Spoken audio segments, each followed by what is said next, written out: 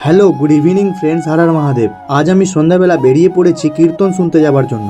আমাদের গ্রামে দুর্গা মন্দিরে প্রতি বছর কীর্তন হয়, আর এটা ৭৬তম কীর্তন হচ্ছে। এই সংকীর্তনটা ৪০ প্রহরের, আর এটি ১৯৫০ সালে শুরু হয়। যাই হোক, আমি আস্তে আস্তে করে মন্দিরের দিকে এগোতে থাকি, আর আমার সঙ্গে আমার চাঙ্গু পাঙ্গুরাও আছে। যাই হোক, আমি আস্তে আস্তে করে মন্দিরের দিকে এগোতে থাকি, আর ভিতরে এসে দেখি মন্দিরের মাঠে এত ভক্তবৃন্দ জড়ো হয়েছে যে সেখানে বসার তো দূরের কথা, দাঁড়ানোর জায়গা নেই। আর আমাদের মন্দিরে বেশ সুন্দর কীর্তন হয়, যেটার জন্য এত ভিড়। কিছুক্ষণ কীর্তন শোনার পর আমি যাই মেলার দিকে। মেলাতে অনেক রকমের জিনিস বিক্রি হচ্ছে, আর এখানে তো শ্রী কৃষ্ণজির ফটো বিক্রি হচ্ছে। ভাবলাম একটা কিনবো, কিন্তু একটু বেশি ওভার প্রাইস, তাই কিনলাম না। ভিড়ের মধ্যে দিয়ে আমি এগোতে থাকি অন্যান্য দোকানগুলো ভিজিট করার জন্য। দোকানের খেলনাগুলো দেখে পুরোনো দিনের কথা মনে পড়ে গেল। কত না বায়না করেছিলাম সমস্ত জিনিসের জন্য। যাই হোক, এদিক থেকে একবার দেখো কত লোক কীর্তন শুনতে এসেছে। আর নিচে আমার এই গাধা বন্ধুটাকে ইগনোর করো। মন্দিরটা একবার দেখো কত সুন্দর করে সাজানো হয়েছে, জাস্ট ওয়াও লাগছে দেখতে।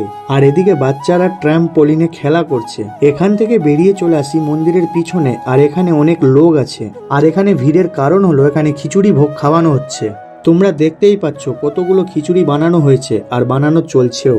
ভিড়ের জন্য তো ভোগ খাওয়া হলো না, তাই চলে আসি কীর্তন শোনার জন্য। কীর্তন এত সুন্দর করে গাইছে যে সেখান থেকে যাবার ইচ্ছাই করছে না। আমার যেমন ইচ্ছা করছে না, ঠিক বাকিদেরও ইচ্ছা করছে না এখান থেকে যাবার, কারণ এত সুন্দর করে শ্রী রাধাজির ব্যাপারে বোঝানো হচ্ছে, আই ক্যান নট এক্সপ্লেন। বাড়ি যাওয়ার আগে আবার ফিরে এসে কিছুক্ষণ এন্ট্রেন্সের দিকে দাঁড়িয়ে আবার শুনতে থাকি।